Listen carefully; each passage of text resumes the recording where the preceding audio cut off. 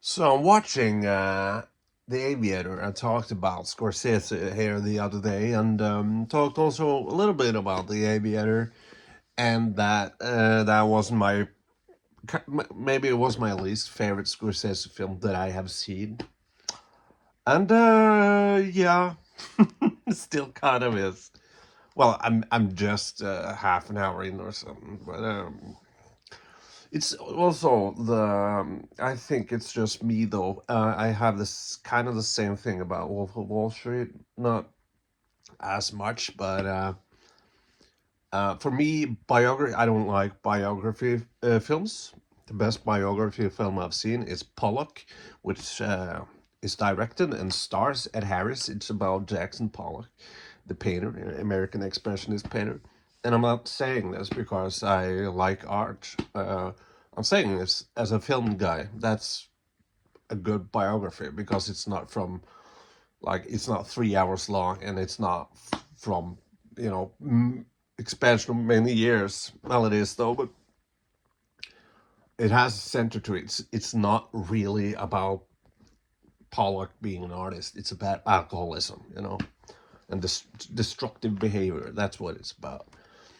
And I feel that many biographies are too long, and they're about people that I usually don't care about. It's about people that are become rich and successful and has made a mark in history. And that's what I'm sort of kind of watching right now. A young man who has all the money in the world and likes planes and fucks around with women, and I just don't find it that interesting. Like Goodfellas is great because it's sort of a romanticization of the gangster lifestyle, and the angle of his wife and everything, but you soon realize that life is not what you thought. Not that movie sort of tricks you in a way. Like also the Irishman. It's not the same thing, but it's about assassin that it expands over many years. It's a great film. This one, it's about a guy that I don't care about. Maybe it's American thing that you guys. For me, Howard Hughes is, I live in Norway. I'm a Norwegian guy, Scandinavian. So I sort of don't give a shit about Howard Hughes. And I remember him dating a lot of women, especially Katharine Hepburn, played by Kate Blanchett. She won an Oscar for that. And I so like watching a celebrity and celebrity life. I really don't care about celebrity lifestyles. I couldn't give two fucks. So I'm 30 minutes in, and to be honest, I want to turn it off. I want to watch Gangs of New York instead, because I know a lot of people don't like that one, but I do. Yeah, maybe I should, Gangs of New York. But also, I got to be honest. These couple of days, I've started watching films and just stopped. But they weren't like great though. The Amazing Spider-Man, I haven't finished yet. It started good, but then it got boring. The only redeeming quality, well, two redeeming qualities is Andrew Garfield as Spider-Man and Peter Parker and his relationship with Gwen Stacy. Everything else is, and started watching. 30 minutes into Predator Badlands. Didn't feel it, so I turned that off. There's another movie, I don't remember what it was. So it might be just me now that I'm just not.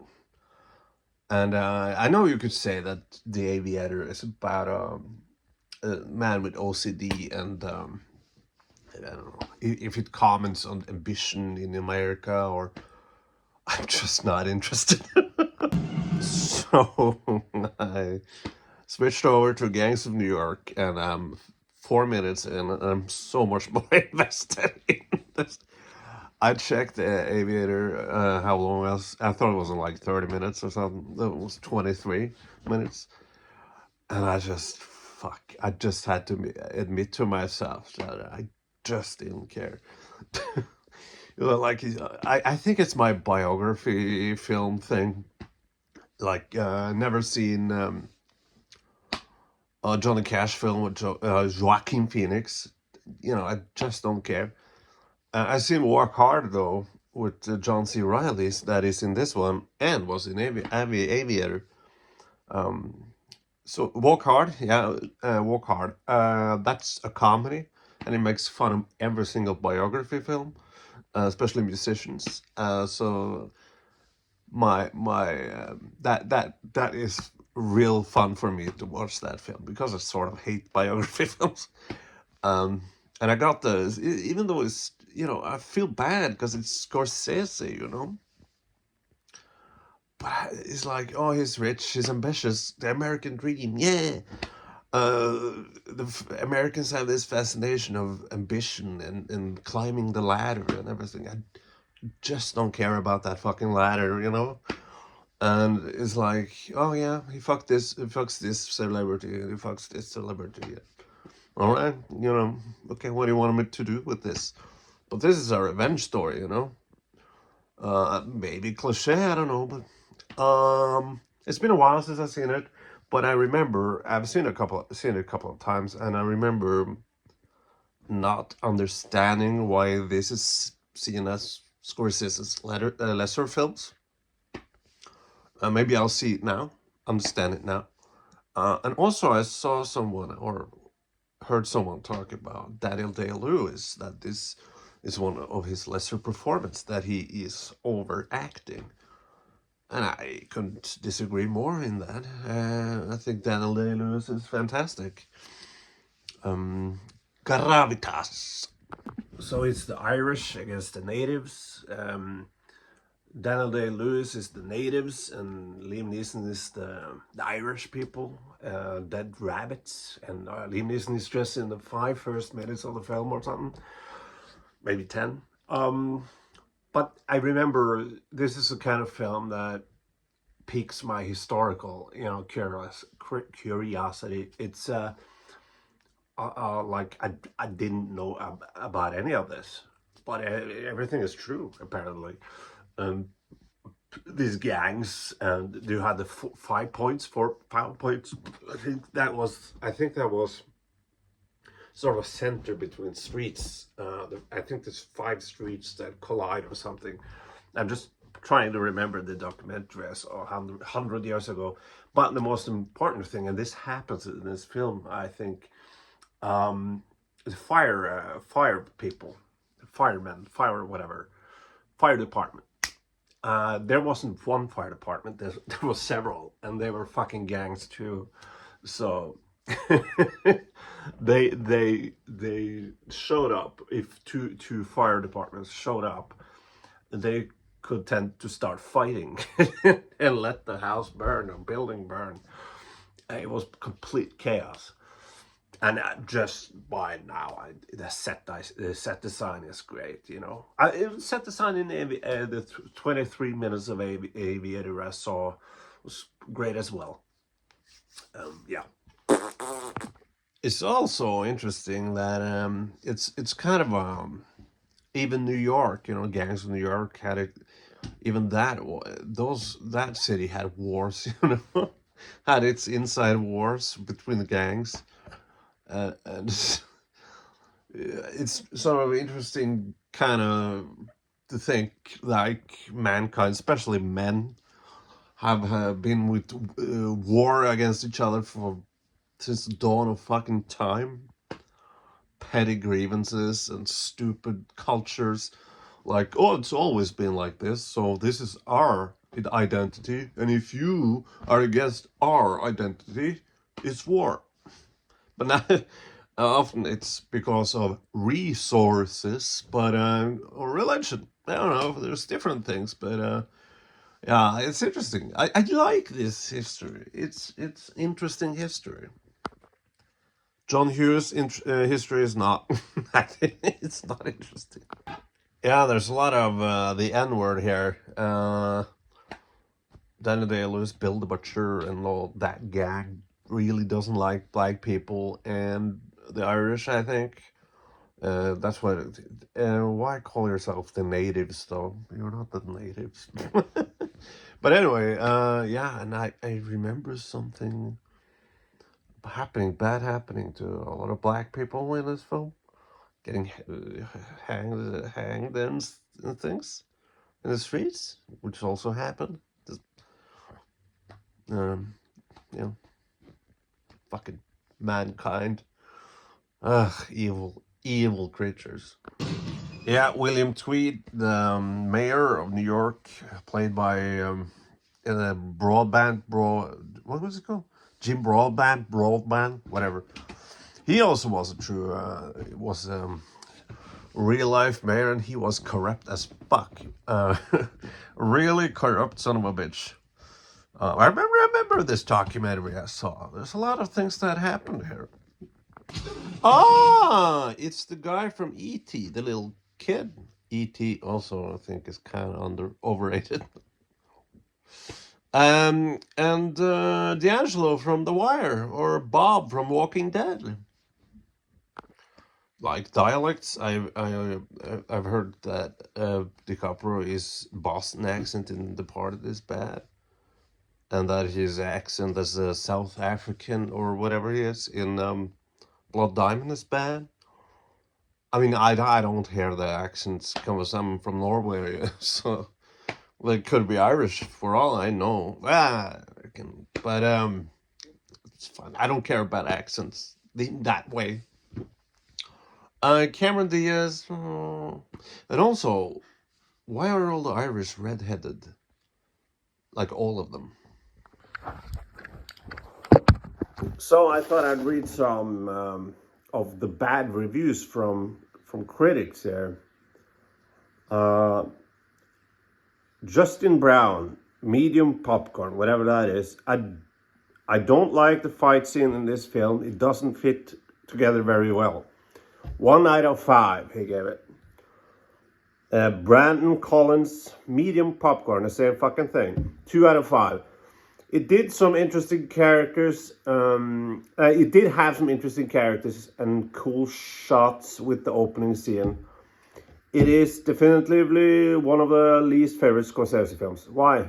Gangs of New York is a dreadful film, poorly constructed, unconvincing, and deeply misanthropic. Okay. Okay. Gangs of New York is to Fernando Wood's Manhattan what Fellini Satyricon is to Nero's Rome, with a touch of Monty Python filth on the faces and I don't know what the fuck that means. Gangs of New York is one of those haunting failures. I can't get over it. It still gives me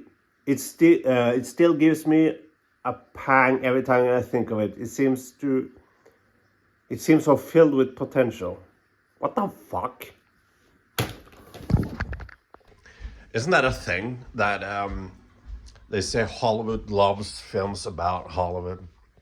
I've heard that somewhere. That yeah, exactly what I just said.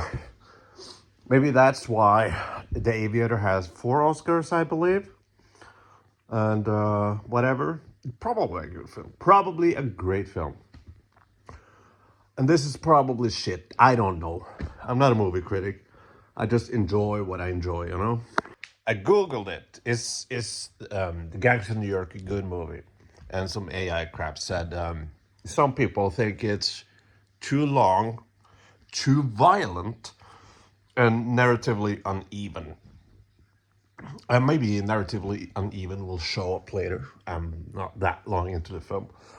But violent? It's supposed to be fucking violent. What the fuck are you talking about? And too long? I've seen it a couple of times now, and I don't think so. But that's subjective, I guess.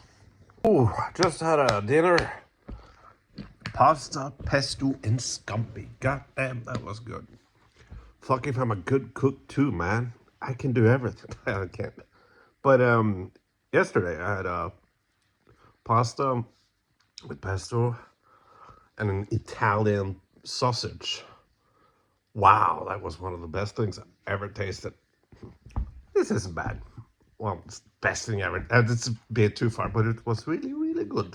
I just had to indulge myself because Silence 2016 is, I've only seen it once. I liked it. It's slow paced. It is about religion and Christ and denial and what do you do when you come to a country where, as a Christian, where Christians are not allowed to exist, basically.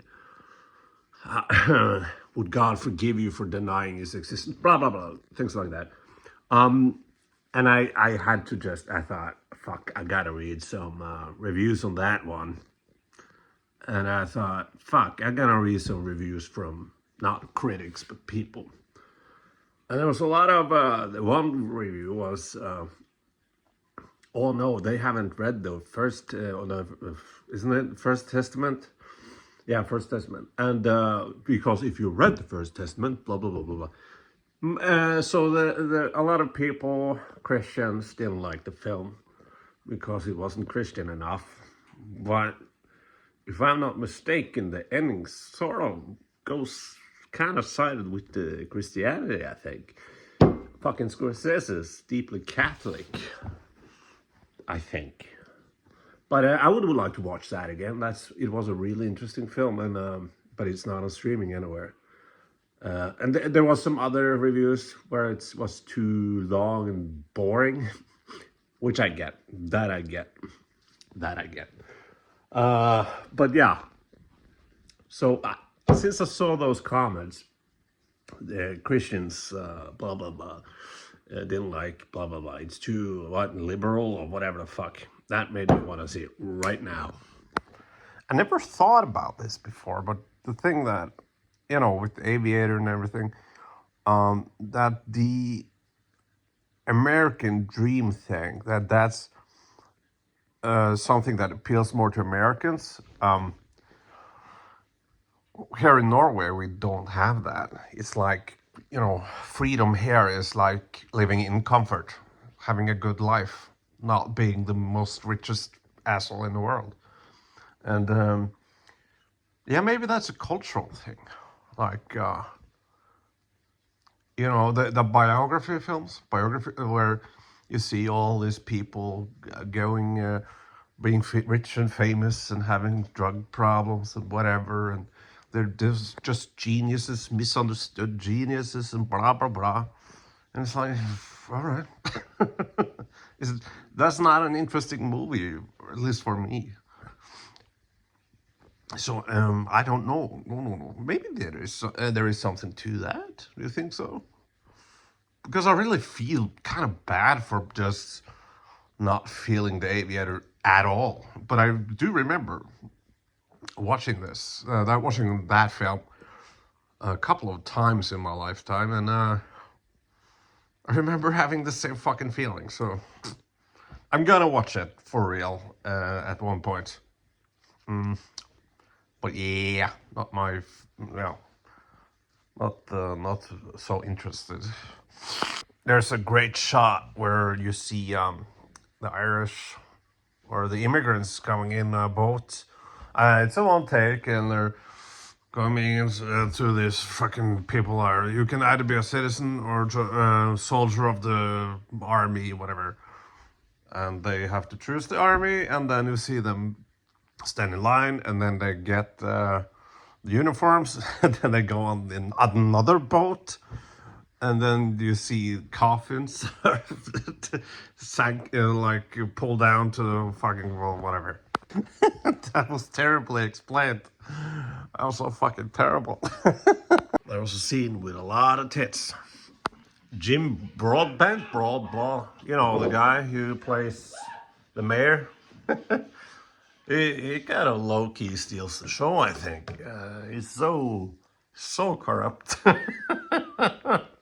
It's just fun to see how sleazy that man is. Danny Day-Lewis just had a great monologue talking to DiCaprio. Couldn't sleep, so he's sitting there and talking about Liam Neeson's character, the priest, and his admiration of him. Like he was the only man worth remembering, only man he's killed worth remembering. This is a good scene, great scene. Danny Day-Lewis, great actor. No, is he the greatest actor living? Might be.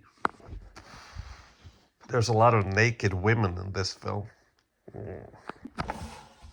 So now, Bill the Butcher knows that William? No, whatever. DiCaprio is the priest's son.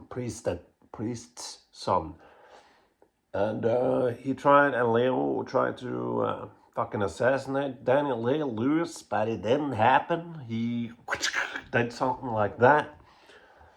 And it's just really good tension and interesting. And Bill fucking the Butcher is a great villain, I think. Played brilliantly by Daniel Day-Lewis. He has more, I wouldn't say comedic angle, but he has the gravitas, and that kind of villain needs. Yeah. 3,000 more votes. It's the fucking hell. It's the second part of the film, kind of after. Well, that's Bill, but Bill the Butcher. Fuck, I don't know. What is the big character's name? Whatever. But now after he got outed as his son, the preacher's son. Now it's rivalry.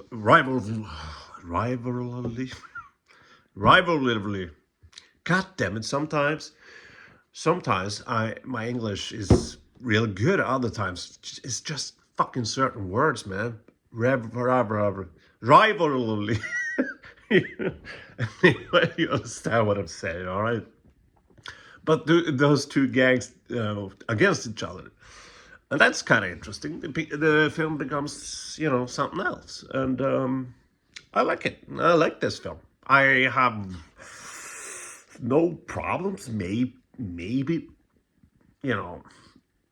if I were to find something, the romance between Leonardo DiCaprio and Cameron Diaz, maybe. People say the narrative is unfocused. I kind of don't get it. What do you mean by unfocused? I think of it as pretty standard, kind of revenge film. We've seen this plot before. That doesn't mean that the plot you can't still use it. I feel like it's that plot inside historic lore that is so interesting, at least to me.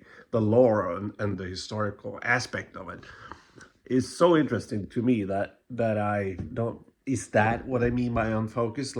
Between the plot and the film wanders off in different wanting to show how the city was at that time. I don't know, but for me, I really enjoy that. This is a kind of film that makes me want to see a documentary on that, which I have already did, but that's several years ago now. Yeah, so what happens? Well, this is the thing I really like about the film, about the ending. It's the rivalry, between the two gangs are escalating, and now they're gonna really they agree with to fight the next morning or whatever, and the movie builds that up. But in the background, you have the rich, basically the poor, rich and the poor. Okay, so the poor get drafted into this war, and that causes uprising. While the rich and the powerful, their kids, their sons, doesn't have to be drafted, so that starts an uprising.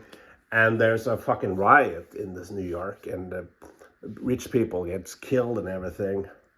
And the sad part is that black people get hanged and killed. I know some of you like that, some racists. I just gotta say, if you're a racist, fascist, sexist, homophobe, whatever, fuck off. Go to another channel than this one. I know it's edgy nowadays to say you're against things like that, but I guess I'm fucking edgy though. Anyway, so that's happening, and and then the fucking soldiers come and they kills a lot of people, and there's massacre. Then these gangs are gonna fight. They stand there, gonna fight, but then this ship just blows them out of the fucking water, like or not water, but blows them the fuck away. So the fight never happens. There's only a fight between Bill the Butcher and the main character, which I never learned the name of. But yeah, it's like if critics meant that it was the narrative was unfocused in that way with the background thing, with the historic thing. I don't know about that, but for me, that was the fucking point. It's always in the background, but at the end, it takes the foreground. The rival... I almost said it now. Rivalry. Fuck. Rivalry between the two gangs are then now in the background. It's like the theme wives, Once Upon a Time in the West. Like the duel at the end between the harmonica and fucking what's his fucking Henry Fonda's character. There's builds up like kind of the last duel before America becomes the new America that we know today, civilized. It's kind of the same thing I get from that, same vibe. So that's the film. I really like it. I don't know if I love it, but I really, really like it. Yeah, much more interesting than... Fuck, I'm not gonna say that, because I didn't give The Aviator a fucking chance. 22 minutes I saw? 23? That's not a lot, but I'll give it a go. I'll give it a chance. But for now I'm gonna go to bed. If I can sleep, that's the thing. Cross my fingers, hope to die, or whatever the fuck they say. Bye.